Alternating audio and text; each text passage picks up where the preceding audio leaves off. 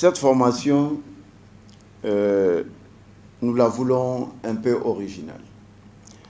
Et son originalité, nous la tirons de 4 éléments essentiels. D'abord, le profil des participants. Les participants, pratiquement, nous viennent de tous les services techniques du ministère en charge de la jeunesse. Tous les services techniques, les services centraux, les services rattachés, mais aussi notre société civile, c'est-à-dire toutes les organisations et mouvements de jeunesse avec lesquels nous travaillons à l'accoutumée. C'est de voir comment, au sein de toutes nos structures, on peut avoir au moins un point focal désormais qui est notre contact, en tout cas après la formation, qui sera notre contact par rapport à la citoyenneté. Désormais, on ne va plus nous appeler comment on fait monter le drapeau, comment on fait descendre le drapeau, quel symbole, etc. Vraiment, ces détails, ils seront gérés à l'intérieur même de la maison, sauf peut-être à titre exceptionnel. L'une des originalités, c'est la qualité des formateurs. Ça fait des années qu'on est dans le cercle de la jeunesse, mais c'est quand même une des rares fois où nous faisons une espèce de constellation de tout ce qu'il y a comme hommes expérimentés,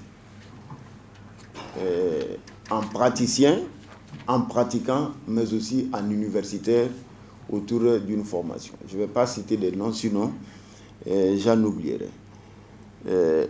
La troisième qualité ou originalité, c'est l'approche que nous allons utiliser, l'approche par compétence. Une approche qui sera émaillée non seulement d'activités théoriques, mais aussi d'activités pratiques sur lesquelles on peut également s'appuyer sur des conférences, mais aussi des panels. Et le tout dernier élément, c'est une évaluation que nous allons faire le tout dernier jour de la formation, une évaluation qualitative, mais aussi quantitative, pour que nous puissions savoir comment nous allons un peu réguler les activités à venir.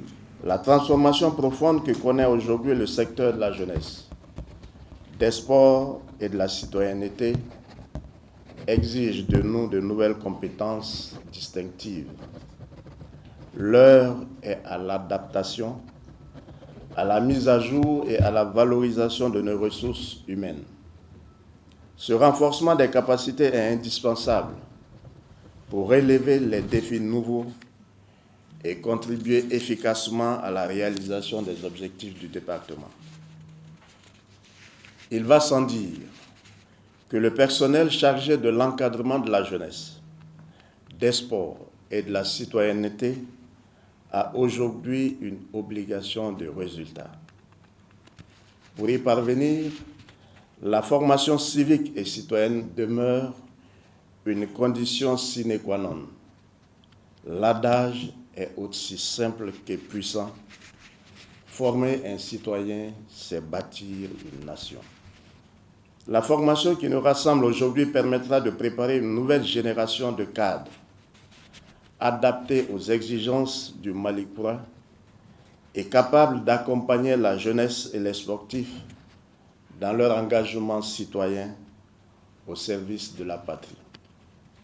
Cet atelier constitue un socle essentiel pour disposer d'agents qualifiés, capables de concrétiser les politiques publiques de jeunesse, de sport et de construction citoyenne, conformément aux ambitions des plus hautes autorités de notre pays.